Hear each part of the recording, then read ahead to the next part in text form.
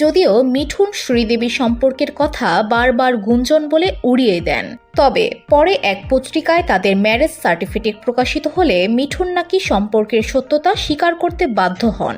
অভিনেত্রী সুজাতা মেহতার মতে মিঠুন ও শ্রীদেবী একে অপরকে প্রচণ্ড ভালোবাসতেন, কিন্তু মিঠুনের দাম্পত্য জীবনের জটিলতার কারণেই তাদের সম্পর্ক বেশি দিন স্থায়ী হয়নি।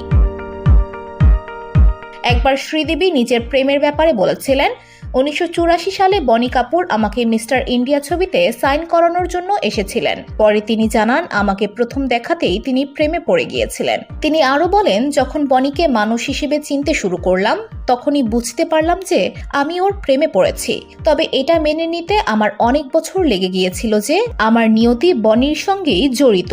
যদি আরও আগে ভালোবাসাটা বুঝতে পারতাম। যখন বুঝলাম ততদিনে আমার মা বাবা কেউই জীবিত ছিলেন না, আর আমার বোনও এই সিদ্ধান্তে প্রচণ্ড অবাক হয়েছিলেন।